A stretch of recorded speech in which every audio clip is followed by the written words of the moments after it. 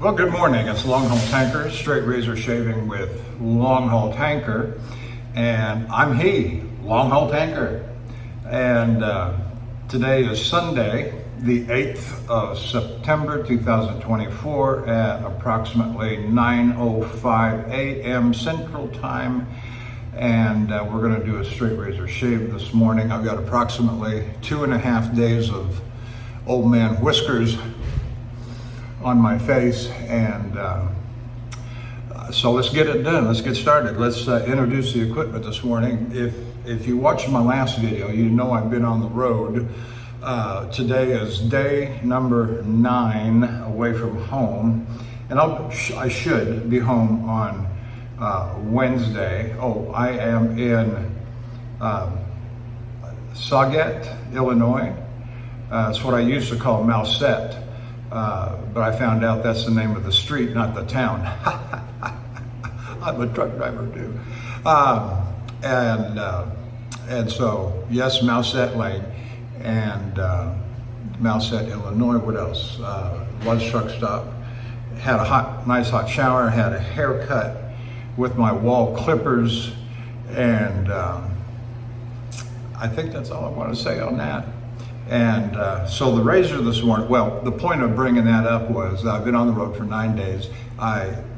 Here lately, over the last 4 or 5 months or so, I've been bringing, instead of bringing a full 7-day roll-up of razors, because that, you stop to calculate, and you're carrying around with you, $4,000, $5,000, $6,000 worth of razors. I exaggerate a little bit, but not, certainly $3,500, $4,000 worth of razors out of 7 new production that they cost anywhere from $300 to $500 each. And so no, I'm not going to bring all of them out on the road with me anymore. And the way this Portage, Wisconsin, number 22 in a row, has been working out is that leave Houston, go to Shreveport, come to either Herculaneum or here to Sauget, and then on to curbside parking for tonight with delivery tomorrow morning. So it's been Friday, load time, Monday delivery, home on Wednesday, and that's just been a continuous cycle. I have enjoyed it very much, but I'm only going to, I carry 3 razors with me. I carry the primary that I intend to use for my Sunday shave, a backup, and then a head shaver. And so that's kind of been my habit here of late. So you saw that I used the Wacker Old Sheffield, and I was carrying with me the Thiers Assard, the Artist Shaving 5/8 carbon steel, hollow ground, beautiful laser engraved. I forget what this wood is. I think it's I'm not even going to try it, but you can look it up. They're common enough on the Artist Shaving website. And the Thiers, I don't know if Thiers Assard, anyway, certainly Artist Shaving. So there's that. Oh, a little recommendation to you presenters of shave and equipment. Hold your equipment up for longer than, here's what I'm using, and it's gone. No, hold it up there so people can see it. That's why we're watching, is that we want to see the equipment, get a good eyeball on it, and see what it is that you're using. Maybe we like it, maybe we want to go buy one, whatever. And so, but hold it up there long enough that people can see it and enjoy the beauty or the rarity of the item that you're presenting. So the soap this morning is continuing to be Oro Valley. So I typically bring 3 razors, 1 soap, and 2 brushes with me for my travel bag. And so we're using Oro Valley. Did you see that? Can you see that? No, I didn't think so. I bet you can see that. All right, there. And so I used the QED Select Manchurian Silvertip Badger. That was a 20 6mm that I use. I failed to say that. And I always carry, this is always my number 2 brush that I carry with me because I like this brush. So, and I'm not a bore guy. I'm really not. I think most of the 18, the 16, the 18, the 22mm bore brushes end up being nothing more than birds' nests. No, don't like that at all. This is a 31mm bore bristle. I think it's got a 52, 55mm loft on it, and it's just full-fisted. I just love the grip on this razor. And when wet, and it don't take that long, and it doesn't smell. Badger brushes, typically after the first half a dozen uses, don't smell, and I'm sure you can get the smell out even faster. Do not deprive yourself of the variety that this hobby has to offer because of some artificial reason. That makes no sense to me. I have my preference. We all have our preferences, sure, of course. Anyway, now the shower was hot, and for a minute after I got out, it was quite steamy in here. That's why I'm a little warm and perspiring on my head. But curiously enough, and I've been here a time or two before, the sink water is cold. It's even colder than the tepid at Herculaneum. All right, let's get started and start lathering up. I got a few things to say, but as I'm beginning to lather up, and I appreciate Bill M's video from this morning. I started watching it as I was stropping up and getting ready to come in for the shave. His presentation of scripture, dedication to the Christian faith, and yes, I've been a pastor. You can take the pastor out of the pulpit, but you can't take the pastor out of the man. And I am a Christian, and in keeping with the Great Commission of Matthew chapter 28, I think everybody ought to be a Christian and believe in Jesus Christ.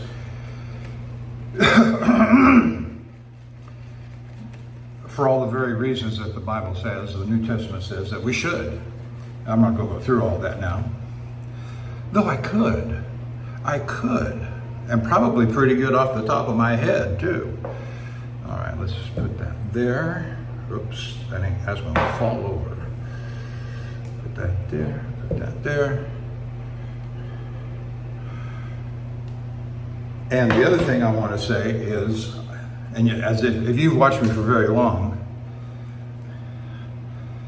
I am a conservative. I am a Trump supporter. I am a MAGA First supporter. And here's why. I'm going to tell you why. I'm going to tell you a couple of things why. Like Bill made passing reference to this morning, there's a reason I'm not in the pulpit today and working with a church, because nobody will have me. Bible-believing churches are just virtually extinct. They're all corrupted. So many are corrupted. With wokeism, modernism, and I use that in the philosophical sense of the word modernism, and they don't want to hear the Bible, especially as it relates to their lives, because most people's lives are in such deplorable condition relative to the morality of the Bible, New Testament.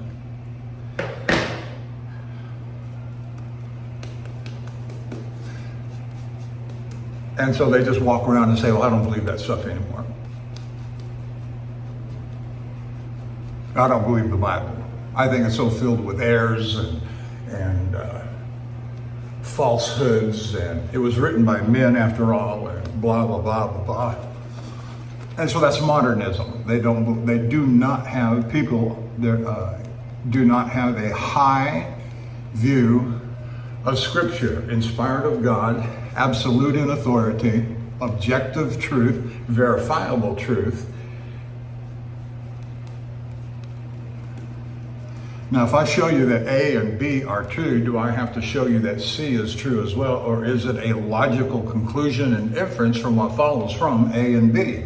Well, we learned that in Philosophy 101.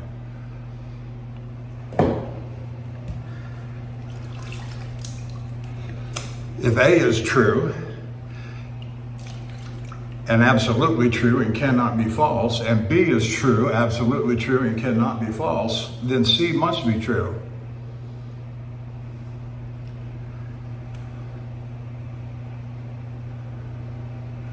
Anyway, I digress. But Rush Limbaugh used to say, and others have said, that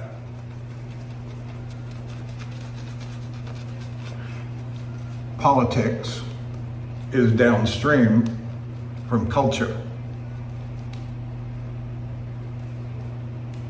But Rush Limbaugh also said, and he's about the only one I've heard say this over the years, because there's another part to that. Yes, politics is downstream from culture, but culture is downstream from worldview.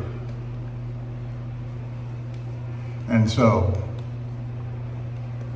most people today do not have a biblical or Christian worldview.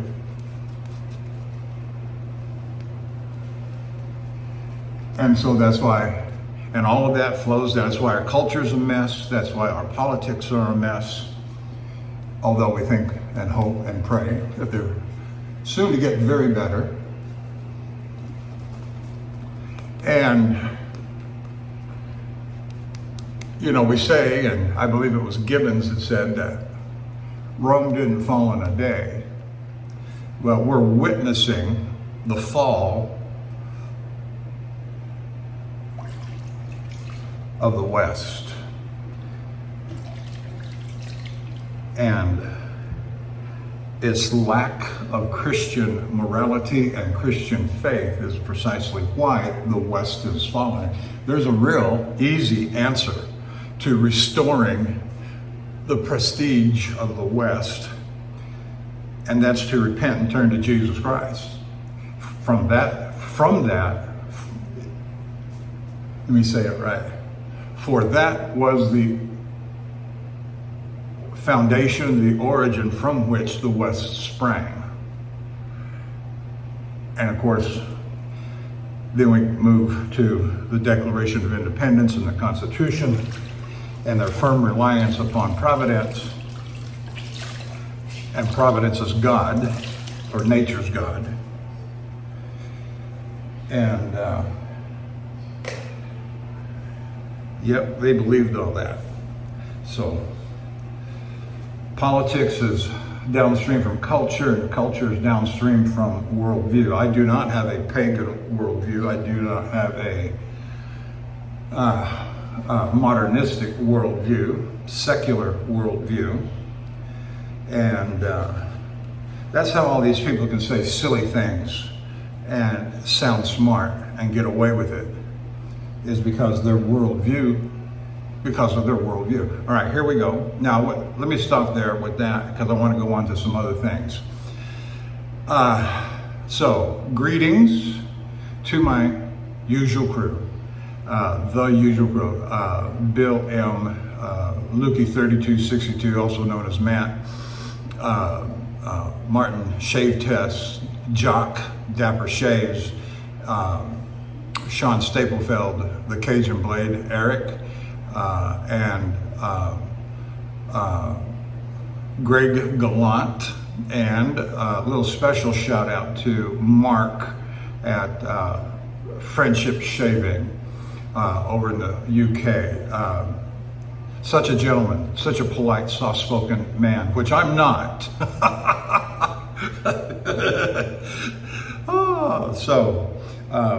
But I want to say a couple of things about the new guy on the block that we've all taken to very well, and that's Greglant. People have watched him, I suppose, for a good long while with his honing videos. Oh, let me say that the edge on this Thearzasart is probably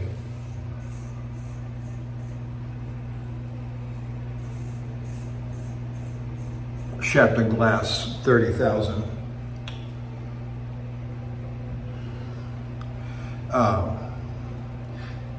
I started watching him more regularly, more enthusiastically when he started shaving. Now, what we're doing here, right here, is a with the grain pass.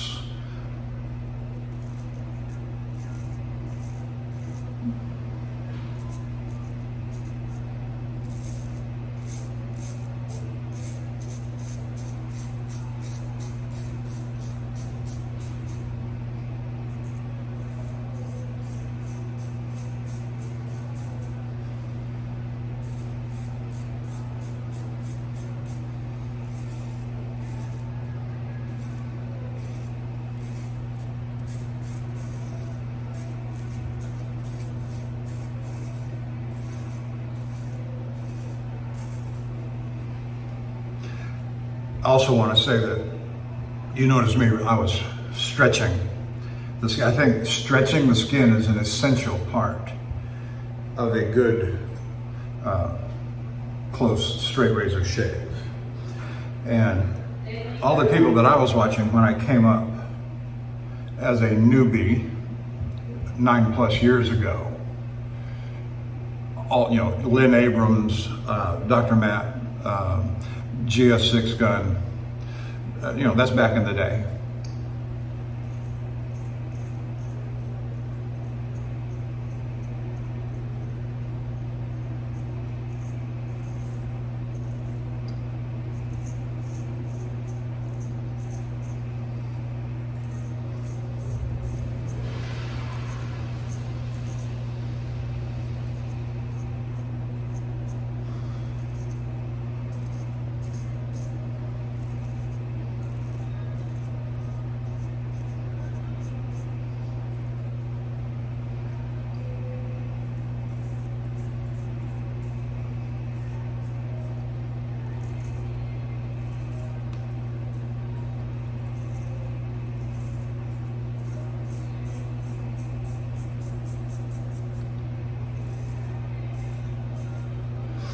And Greglant had some very complimentary things to say, which I appreciate very, very much. And not just in one video, but back-to-back videos, the last two, as of last night, the last two shaving videos he had.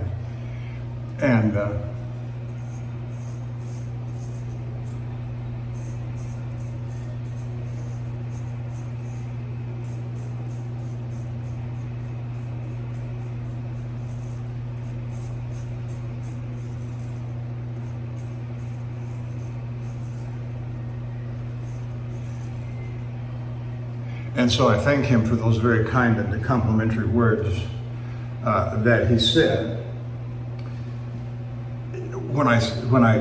As I got along and I started getting a little bit better and a little bit better in my mind, it was the shave that, yes, you have the different steps to get there, the honing, the accessories, all of that, but I really wanted to be proficient at the shave itself. Blade on the skin, truck stop coffee.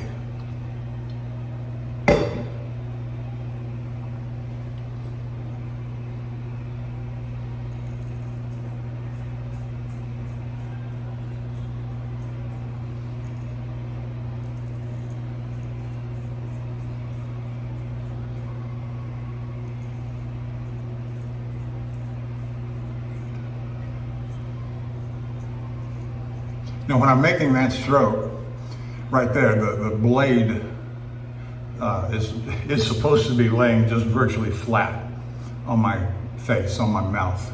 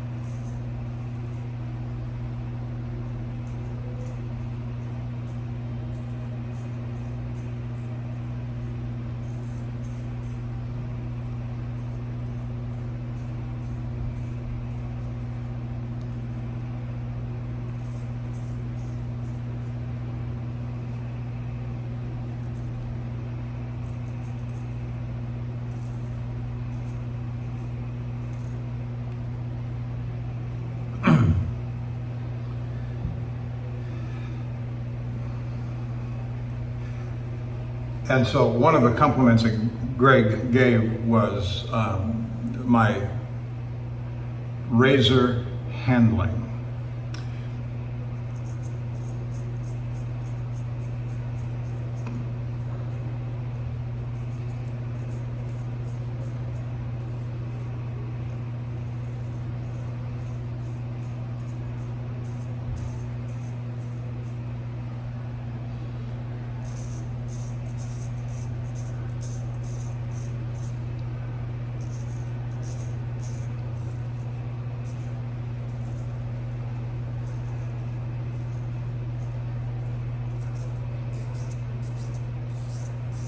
That was a cheating stroke. A little against the grain ahead of time. One of the things that I observed and heard early on was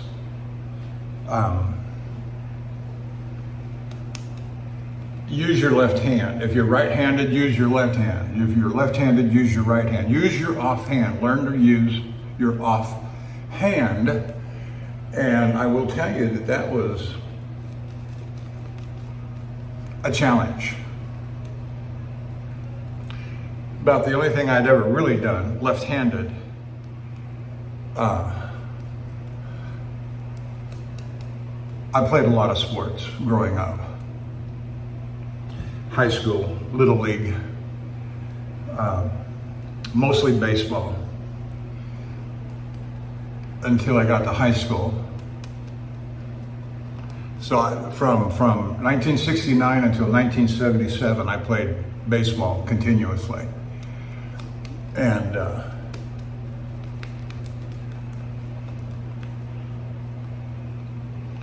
then when I got to high school in 1973, 74, I think, maybe it was 74, 75, whatever, 73, 74, I think.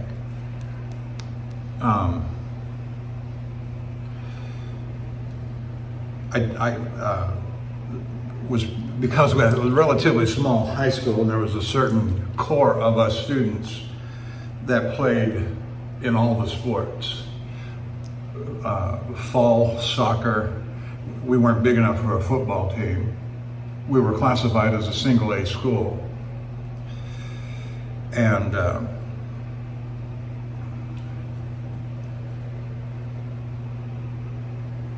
and then basketball in the winter, and baseball and track.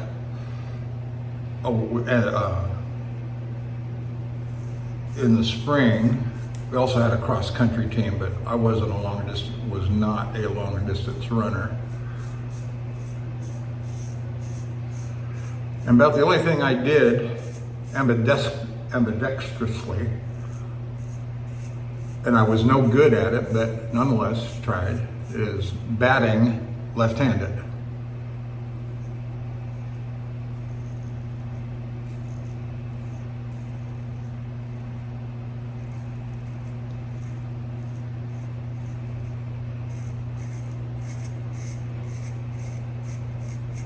Now, I don't remember batting left-handed in a real competitive baseball game, but I would give it a go in batting practice.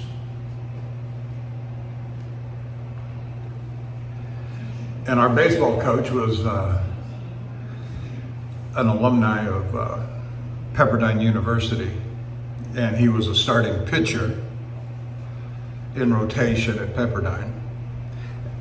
And he was a good coach. I liked him. We all liked him. Small school, everybody knew each other quite well.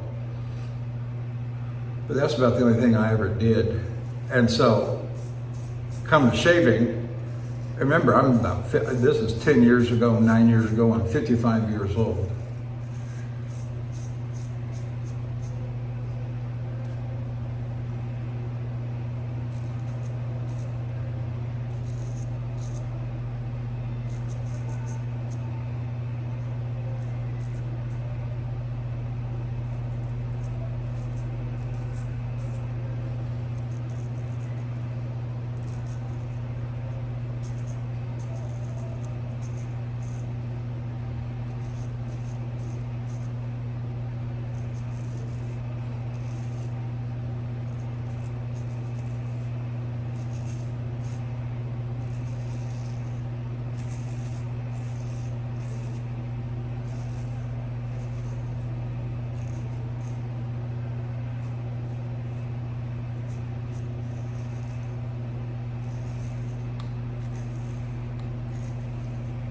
And if you've ever seen Lynn Abrams'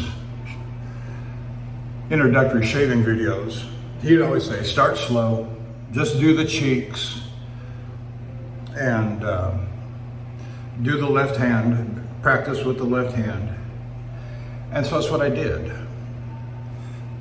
pretty much. I probably did more than just the cheeks. I went whole hog into the actual shave, but I certainly took his advice on shaving the cheeks. No. Going left-handed. I don't know where that came from.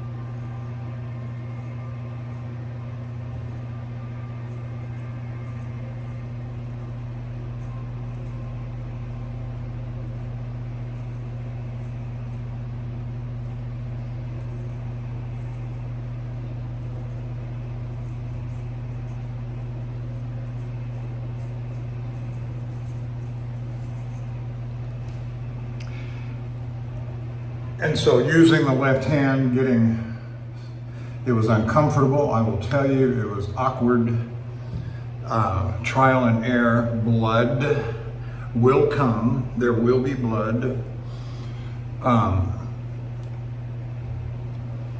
but you just keep going, and it'll come, it will come. It may not feel natural at first, but it will come. And after however long it takes, you'll start to feel more and more natural using the left hand or your offhand.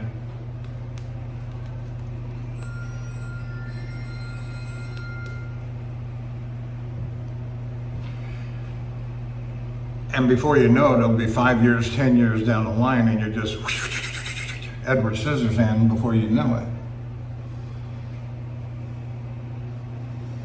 Now, the other thing I wanted to say was, now I just finished the with the grain pass. Now, hair growth and hair pattern is something you've got to become acquainted with, because people's hair grows somewhat differently. And the other thing I'll show you in a minute, but my hair, right down the middle, it tends to grow this way, down and out, down. And so quite literally, a with the grain stroke should have been kind of down and out. But whatever, it's awkward and so forth. And so most people, typically, a with the grain pass is what they say, north to south, all the way where you got both sides, north to south, using the right hand, left hand. And then an against the grain, as you've seen me do many a time, that is start on the outside and come inward. And across the grain, if the hair grew, just straight down like that, which it doesn't, this would be a natural across the grain, but it's not, because the hair grows down and out. And so it's almost against the grain in practicality. And then this, that's against the grain stroke, but anyway, you get the idea, is that because of hair growth and pattern,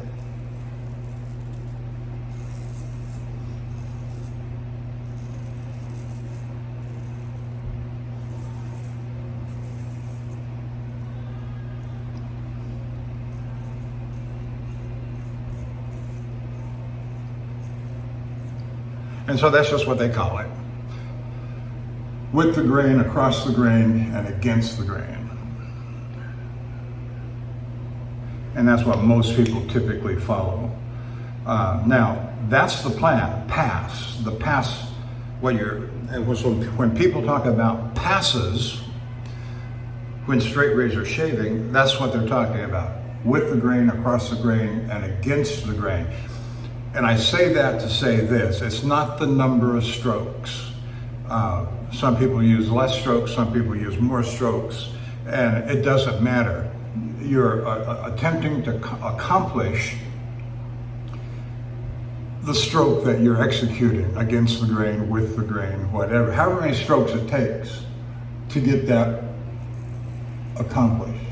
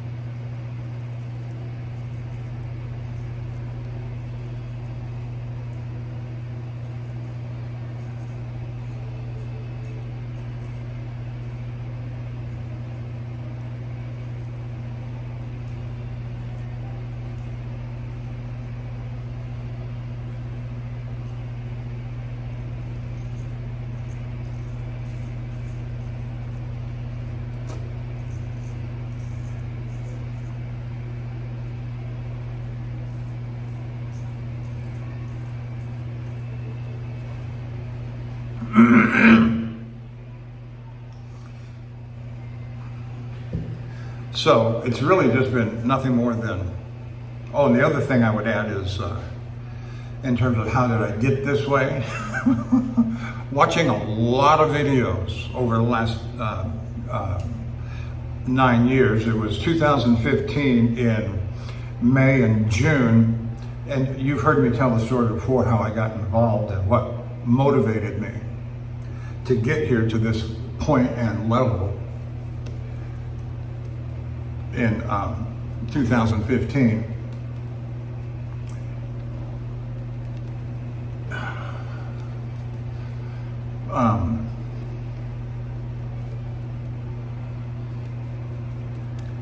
My mind got distracted because I started thinking about Lynn Abrams and I forgot what I was going to say.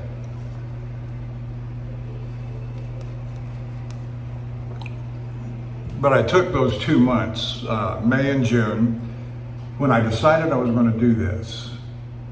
And I was thinking about how am I going to get there? From where I was, how am I going to get there? In terms of buying the equipment and convincing my wife and so forth.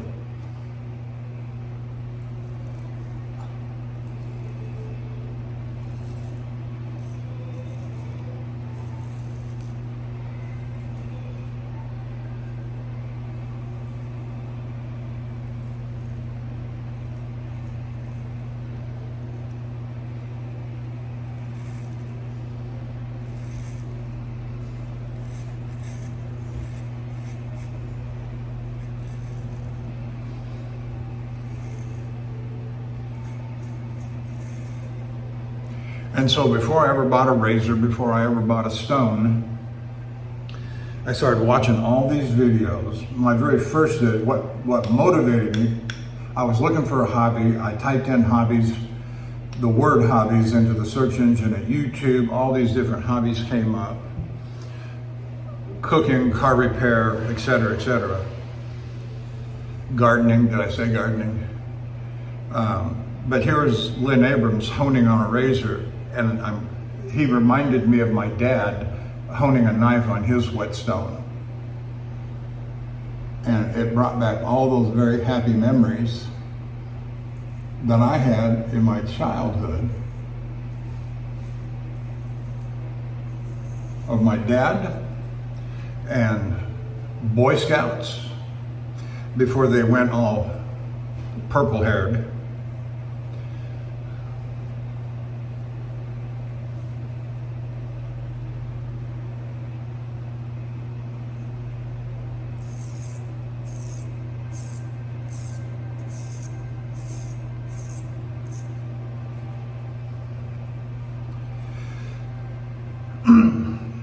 I grew up in Oregon,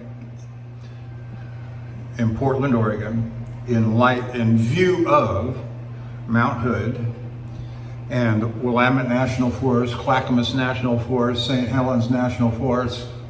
You could see Mount St. Helens from high points in Portland. And certainly Mount Hood. I could see Mount Hood on a clear day out my bathroom, out of a folks' house, mom and dad's house, from the bathroom window. And so the scouting troop that I was a part of, we were always, at least once or twice a month, go on a camping trip. We had a friend of the troop that offered a section of land that we could make our own scout troops campsite. And so we were always going up there to do something, plant trees, clear an area for tent erection, and that sort of thing. And these are all the same kids that I'm going to school with. Like my buddy in Lincoln City, Oregon, that I still am in contact with to this day. And so that we were very close-knit group of kids. We played all the sports, we went camping, we were at Boy Scouts together, we went to church together. And so we'd go to church parties, youth group activities.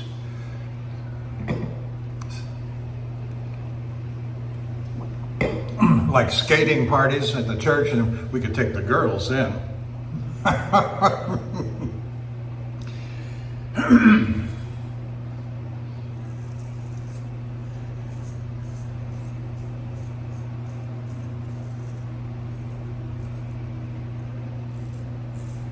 And you wouldn't know it at looking at me today.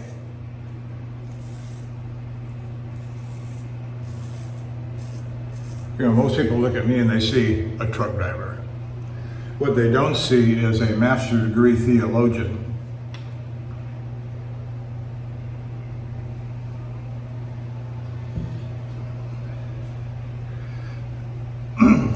Master of Divinity, Abilene Christian University. Now,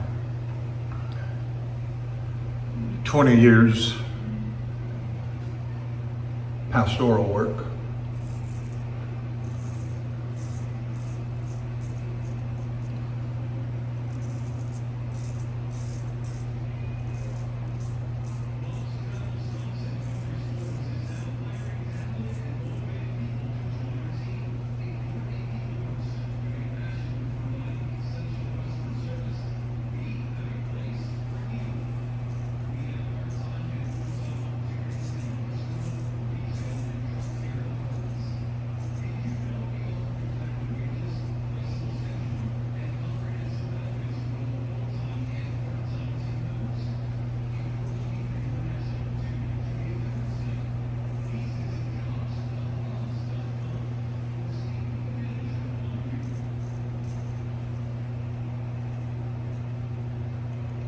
Either my fingers or my tongue is stretching the skin.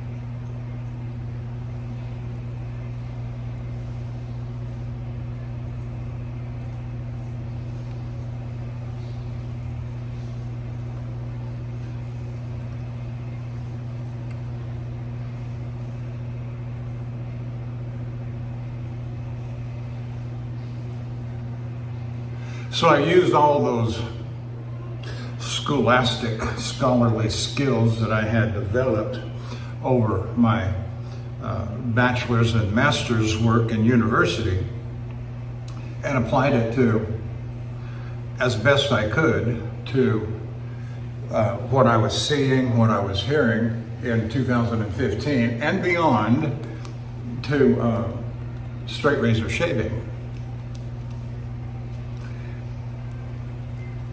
And one of the things I learned in school is that you just don't read everybody.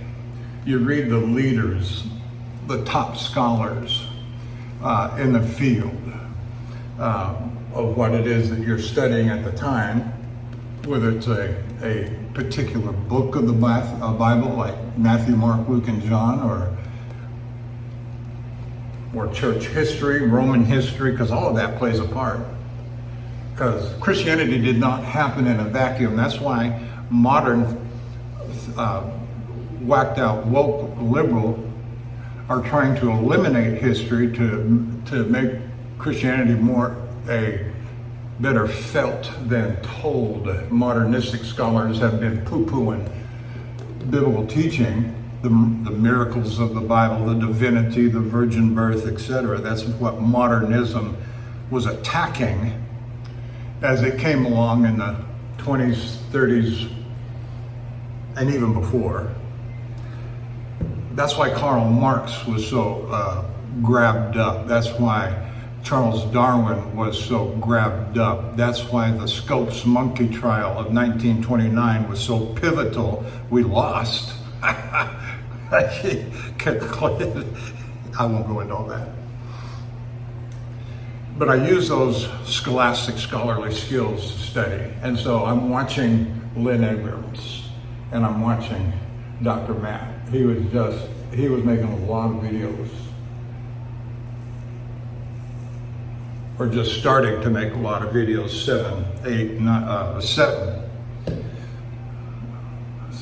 6, 5, 4 years ago. He was making a lot of videos.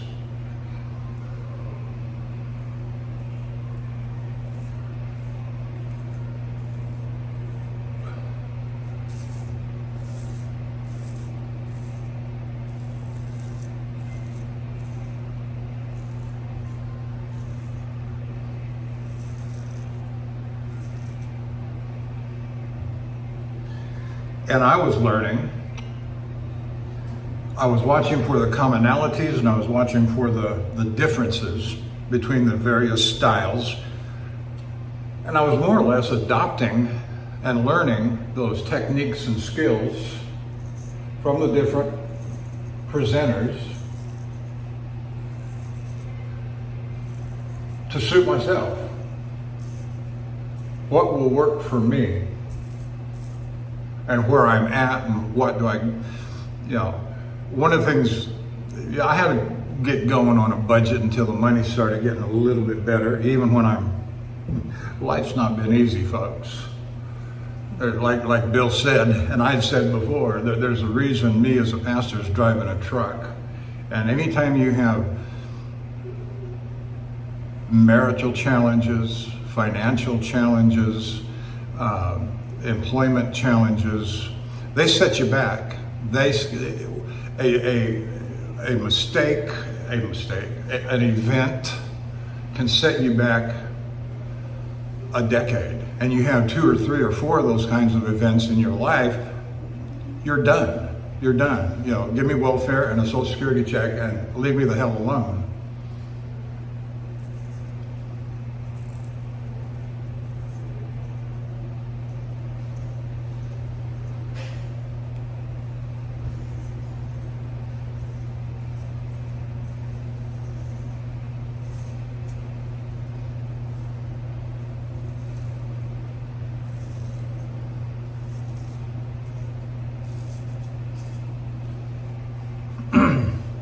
My mother always taught us, my brother and I, growing up, shoot for the stars, be the best you can be.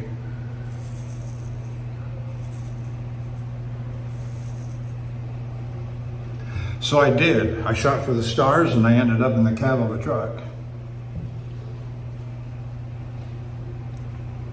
I could bitch and bellyache about that all day long, but it doesn't do one bit of good. And so you find the rays of sunshine wherever you can.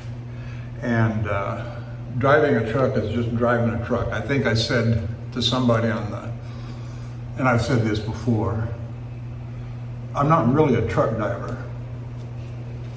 I said to somebody on the comments, one of the comments, I'm not really a truck driver. I just drive a truck to the next place I'm going to shave. And so I became a straight razor shave.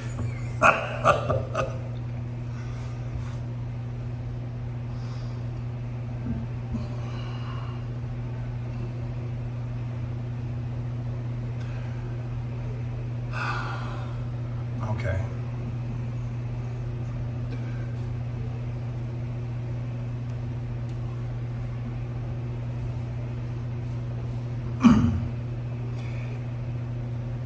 And I married a woman in 2008.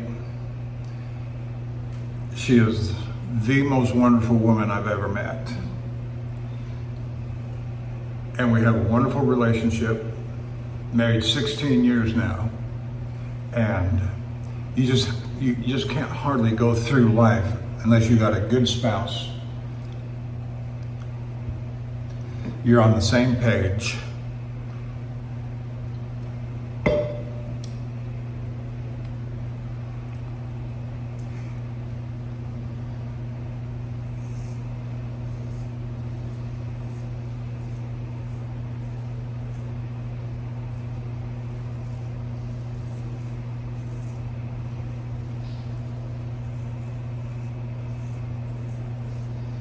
I'm coming up the neck there. I don't know if you're noticing. Just almost as flat as I can get it.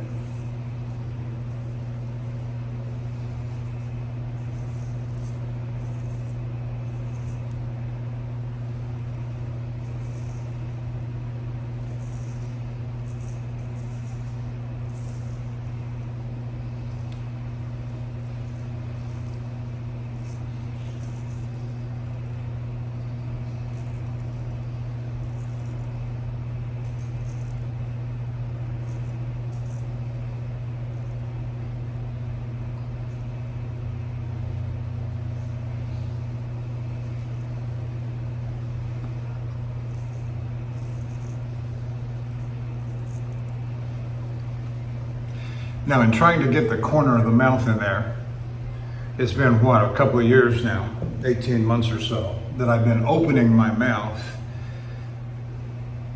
Because it's always hard to get in the corner of the mouth when you leave your mouth closed. Open that thing up. Open it up. Now, watch Maddie Lindholm, watch Jared. Both of those guys do an excellent job in getting into the corner of their mouth. Open the mouth.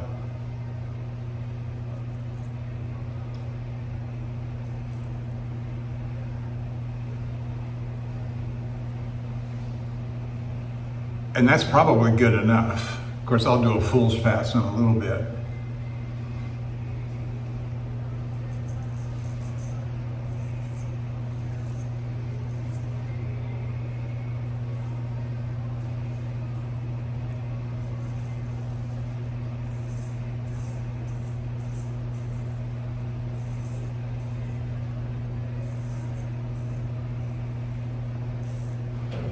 So watching all the videos like I did, and I'm talking both shaving and honing, because I took it up. You're going to hear people tell you, oh, don't worry about honing. You can learn to do that later. It's a different skill set. Yeah, but you don't do both of them at the same time, and if you want to learn it, you can go ahead and learn it. I took up both at the same time and had absolutely no problem. And different skill sets, different time commitments, and you hone when you're. For me, it was hone when you're home, and shave whenever you need to on the road, at home, whatever. And so the two were not mutually exclusive. And so I say, learn to hone and be wary. I'm just going to tell you, be wary of those people that say, send your razor off to somebody to hone it for you while you're learning to shave. Yeah, and you can take, here, let me just hand you my wallet while I'm at it. No, thank you. Now, if somebody really, really, really doesn't want to learn to hone and send off to somebody else, that's fine, that's their business. You can do what you want to do. I started with a Norton 4.8. It costs just under $100. Get a 2, 3, 4 gold dollar razors. And got ahead of myself.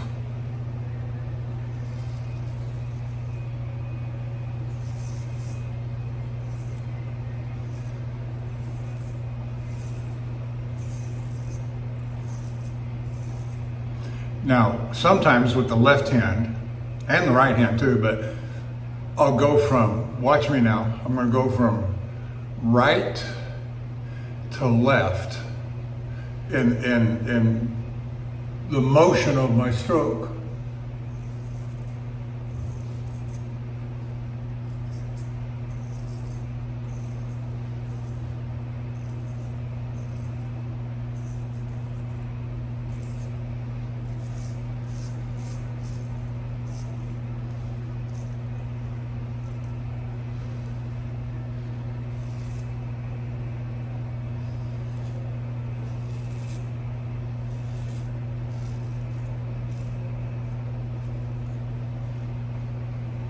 Or left to right, depending upon which corner I'm trying to attack.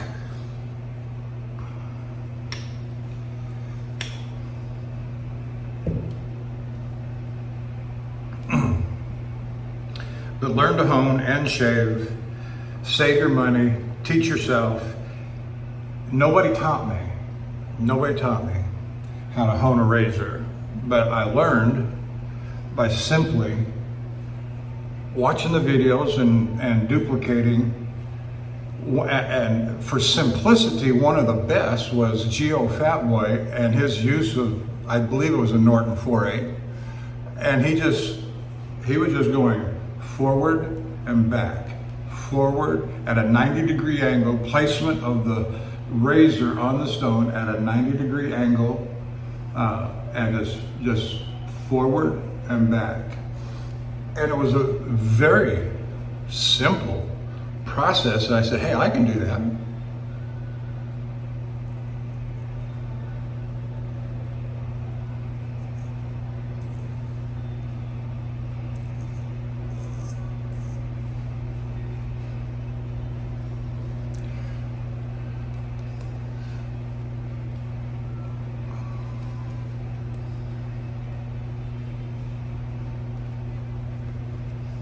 Yeah, and I heard, I've watched people talk about hanging hair tests and thumbnail pad tests and all that. And that's why I've always said the only test that matters is the shave test. And if your first session on the stone is not satisfactory, does not produce a satisfactory shave, go back and spend some more time on the stone.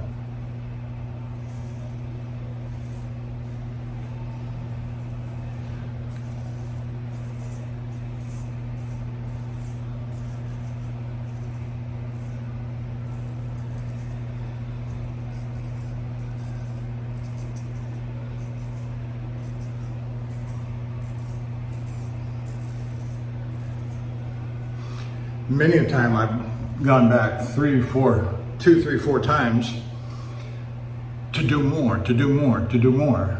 But then I end up with a killer edge. I had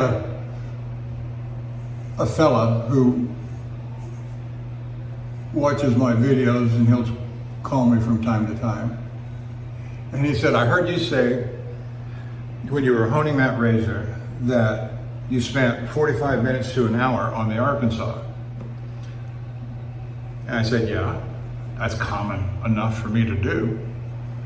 And he said, you know, I thought that was rather excessive until I tried it myself. And he said that edge was killer when he got done with it.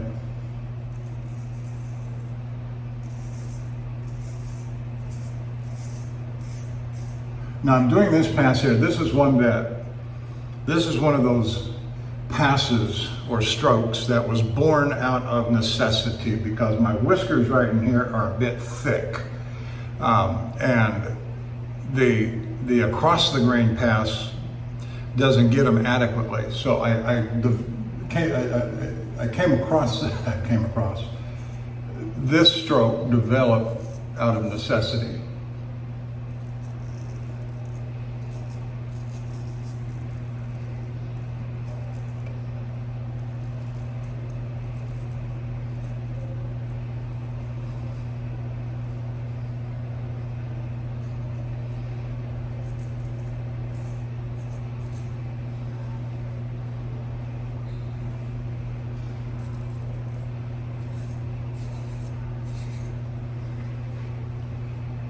It's probably, some might regard that as an aggressive stroke, I don't know. But it suits my purposes just fine. And it might look like I'm doing an against the grain pass twice. Okay, and? So?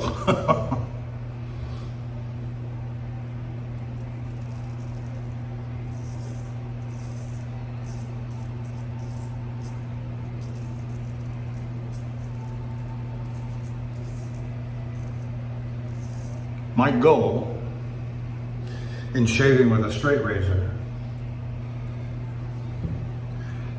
is to get a baby butt smooth shave, BBS. That's the goal. Is my skin irritated? No, not especially. Using the Allen block, it might sting just a little bit. But so,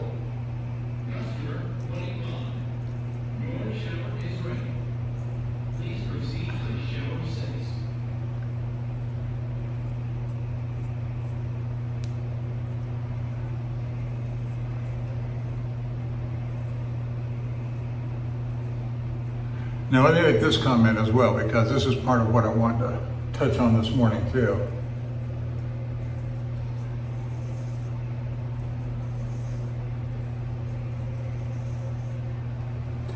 It's okay to do a stunt shave. We all like doing stunt shaves. You may remember some months ago, I did a blindfolded shave, and 2 or 3 others did as well.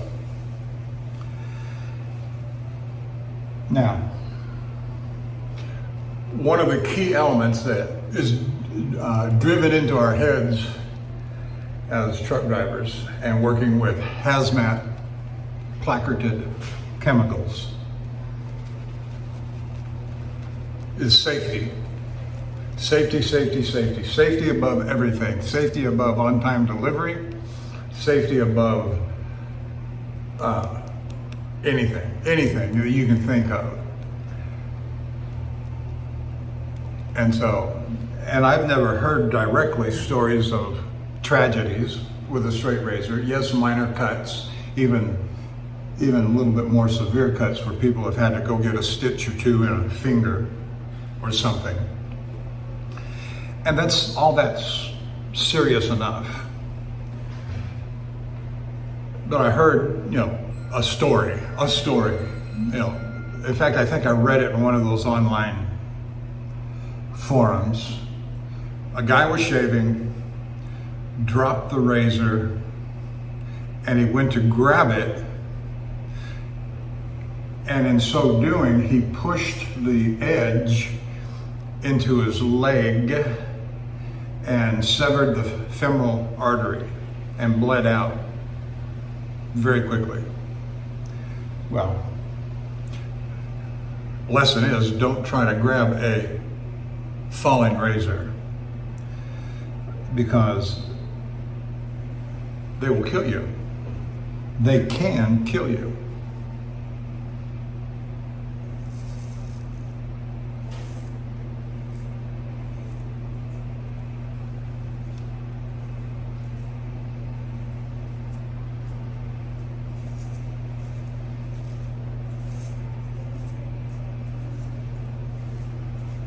Now, I don't say that to be alarming, and I don't say that to discourage beginners from taking up the hobby. We all want more people to join in, and we hear about low razor sales and how the hobby's dying generally overall.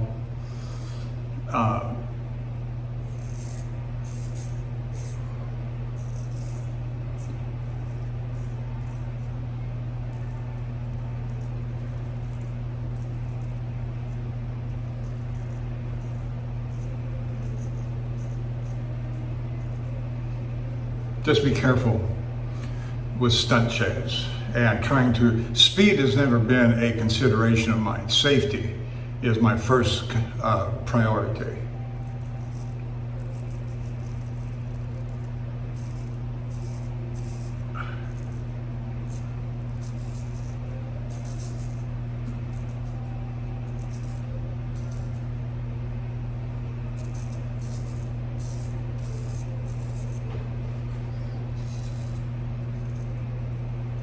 Because the fact of the matter is, and that's part of the allure, I think, of shaving with a straight razor, like our forefathers, the nostalgia and so forth that goes with it. That's one of the reasons I think a lot of us love it, is the nostalgia. And especially on some of the old vintage razors that were made 150 years ago, and it's just, this is the way they did it. Yeah, we can get just as good a shave. Yes, I can stop buying cartridge razors.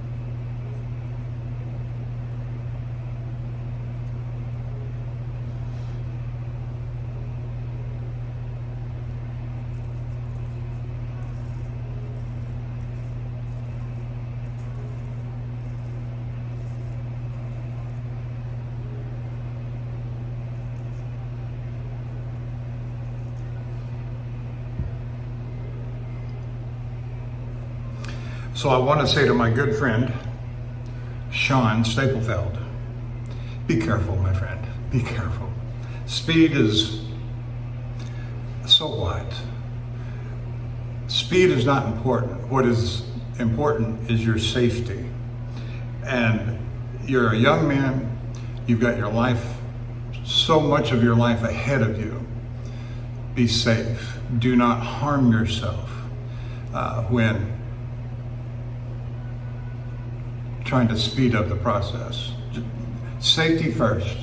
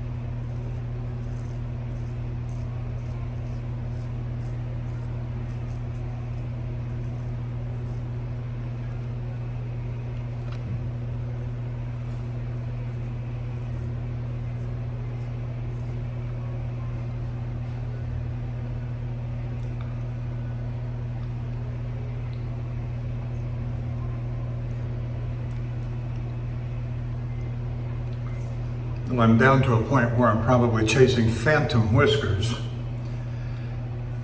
As I say, phantom whiskers, oh, they're there all right, you can feel them, but by the time the skin dries up and an hour after the shave, they'll be gone and you'll be baby butt smooth.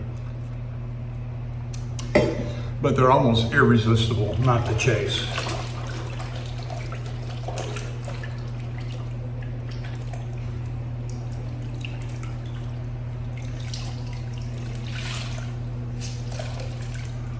Well, I started at 9:05, so it's probably about 10:15, because I came on over to this truck stop.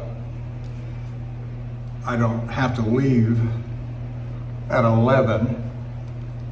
I'm not 7 hours from curbside parking in Portage. I'm about 6 hours. And so I can leave by noon.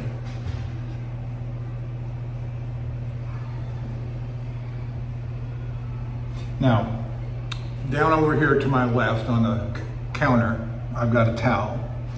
My razor sits on the towel when not in use. Sometimes when I'm re-lathering, I'll hold my razor in my left hand like that, down near my waistline, with the blade flush up against my belly.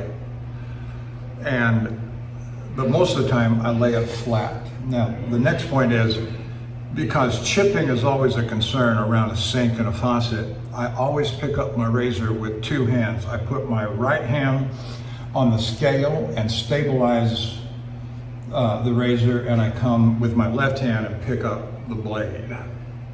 I've always done that.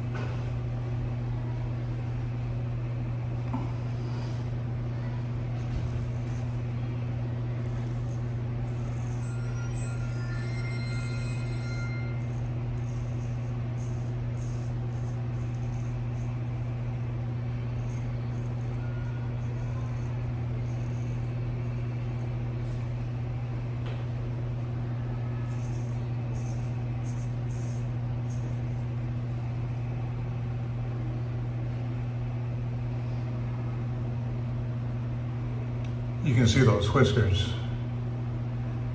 So there was still some still there, even with that stroke. And these are finishing strokes. I call them finishing strokes. Just a little touch-ups you want to do when you get done, or as you're finishing up.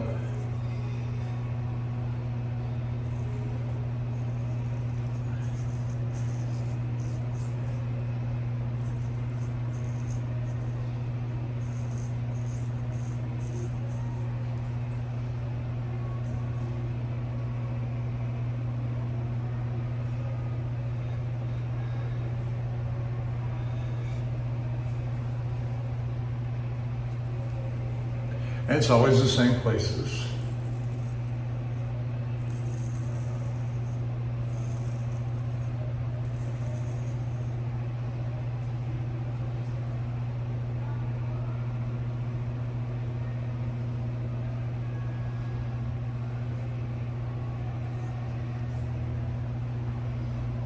All right, we're moving on. Now, always care of your equipment. Take care of your equipment. And carbon steel rusts, of course. And so use a dry towel or an absorbent towel and get all the excess water off and grime off. And I'll do a more thorough clean. And it don't take but 30 to 60 seconds to do it right. And after every usage, because I have so many razors and they end up in rotation and they take 3 to 4 months to come back to them, shave every other day, you've got 60 razors, that's gonna, whatever. I put mineral baby oil. Go to Walmart, get a bottle, and just a couple of drops, and then apply everywhere, and you'll be in good shape and so that's how I take care of my razors after every usage. And stropping, I've got a felt strop, I've got a canvas strop, backing. I carry 3 strops with me. I'm thinking about doing a video, I'm going to do a video, maybe even as early as tonight, on my travel bag. Martin, I think it was Martin that asked about, do I carry a strop with me in the truck? And the answer to that is yes, I carry 3. And my shaving bag, my travel bag,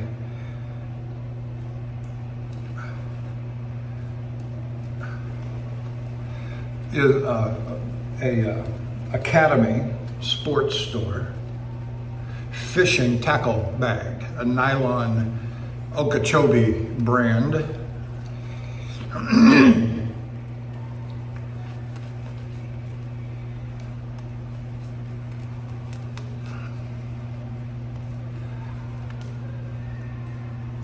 And I carry all my equipment for shaving.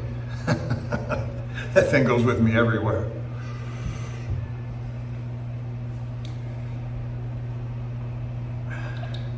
Boy, I hardly ever say this. She's forgotten that I'm shaving, but she's trying to call through.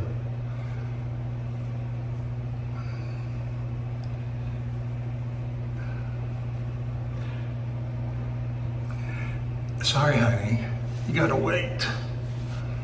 I'm not done yet. She knows this. She'll remember when I call her back in an hour. She'll say, you were shaving, weren't you? And I say, yeah, it's Sunday morning.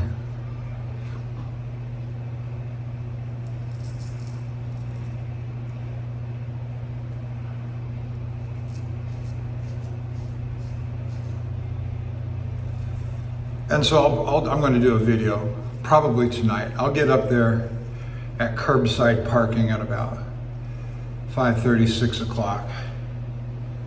But I carry 3 strops in addition to little black leather zip folder that I've got for the 3 razors and the 2 brushes.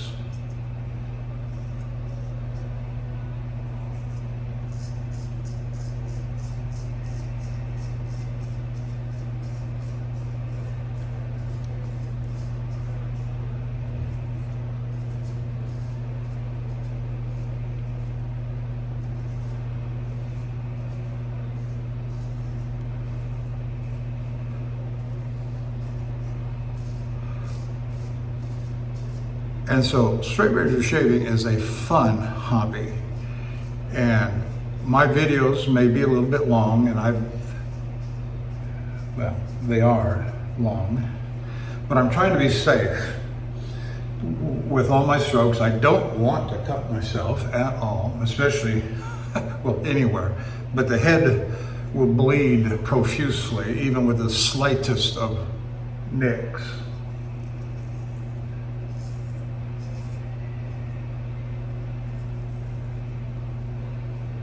And I'll tell you, I probably learned more about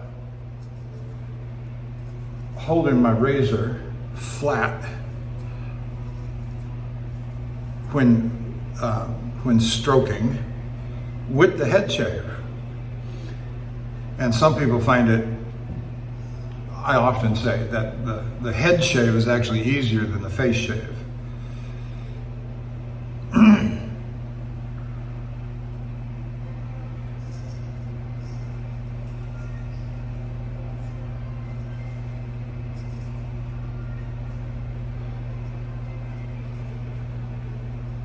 Let me say this too about my trip. Let me shift back over to my load and so forth. I left the house late Saturday, about 7:30, 19:30. Went down to the yard, to the truck, got everything in readiness, hooked up to the trailer.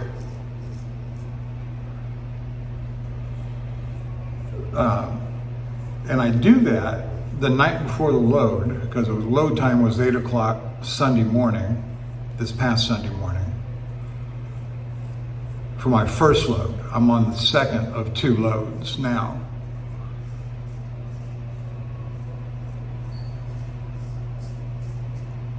So I've been on the road this is my 9th day away from home.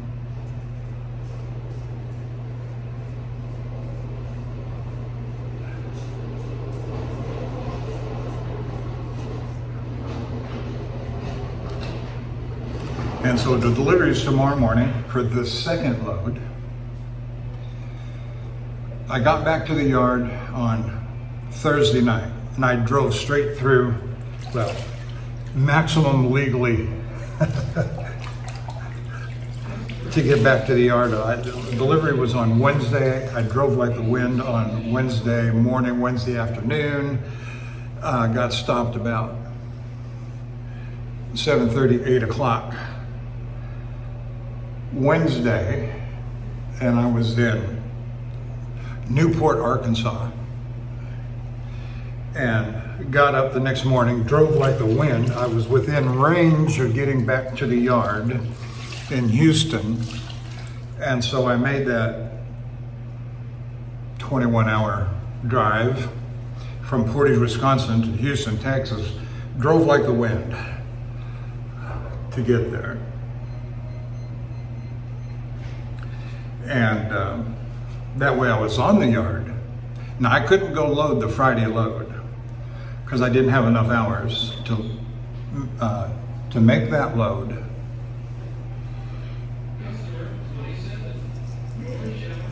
I got back to the yard with approximately 22 and a half hours left on my drive clock.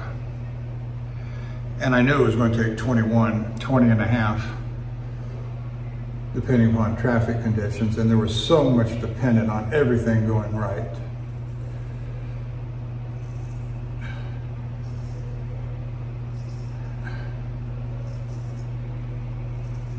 And one of the things that I didn't calculate for was that all these Portage, Wisconsin loads have always loads, whether it was a Sunday load time or whether it was a Friday load time, always loaded at 8 o'clock in the morning. Wouldn't you know, the one thing I didn't pay particular attention to in getting this thing all coordinated and set up was the load time. And so I moved the tractor from the parking place over to near the dispatch office, which has clear sight of the gate, the exiting gate. And so I'm watching a movie thinking that my guy is under the rack getting loaded at 8 o'clock, and this is now about 8:30. And so I knew that the trailer number was 7741. Well, it was in my mind. I can't say that I knew it, but it was in my mind.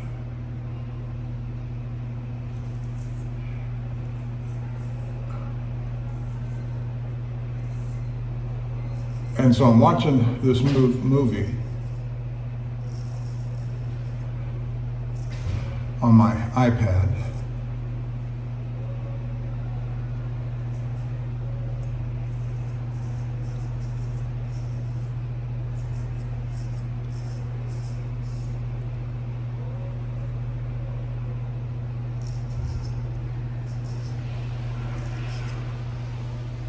And I look up, a truck had passed in front of my truck getting ready to go out the gate. And he got over to the gate.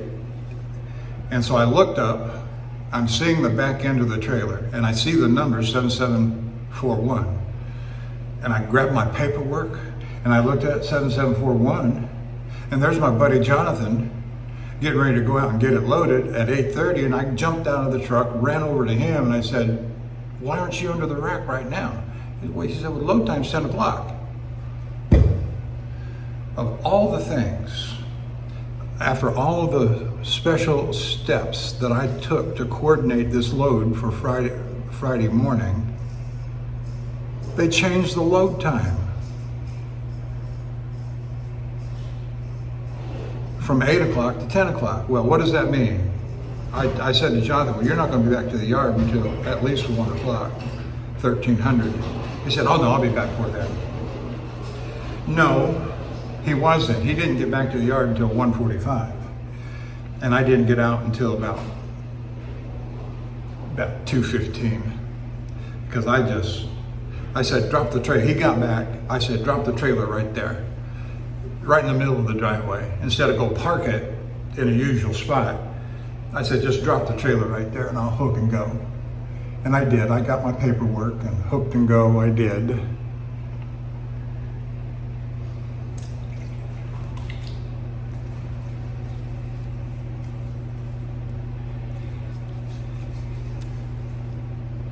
And the good news is, I suppose, is I got to Shreveport Friday evening about 7:30.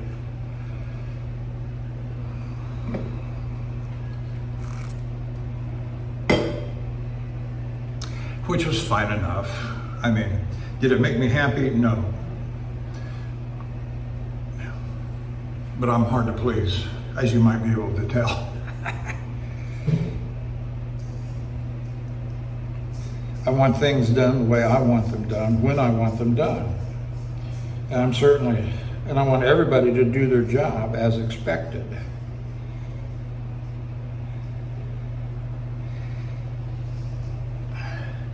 I don't think there's anything wrong with that. And if you don't get it done, you better have a good reason why. And of course, none of this was Jonathan's fault. And I understood that.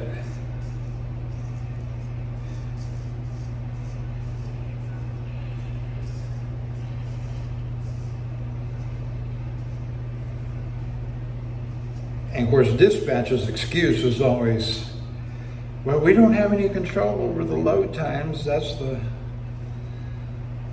the plant's doing." And the only thing I can figure is that this was just further fallout from the Labor Day weekend and the havoc the day off for everybody threw for everybody, and getting the schedule back on schedule after everybody came back. And so I expect, now when I get back on Wednesday, I will likely have number 23 in hand, going back to Portage, Wisconsin, with a load time on Friday morning at 0800. We'll see what happens. All right, that's pretty much it. I hope you enjoyed the conversation today. Yes, hour and 27 minutes. Whenever I talk, it's always long, but I had stuff to say today. So to all my friends and to all the YouTube viewers that are watching, I say thank you. And Greglant, thank you very much for the kind words. And Sean, stay safe. Stay safe, Sean. Bill, appreciate you. Always do. And I'll see y'all down the road.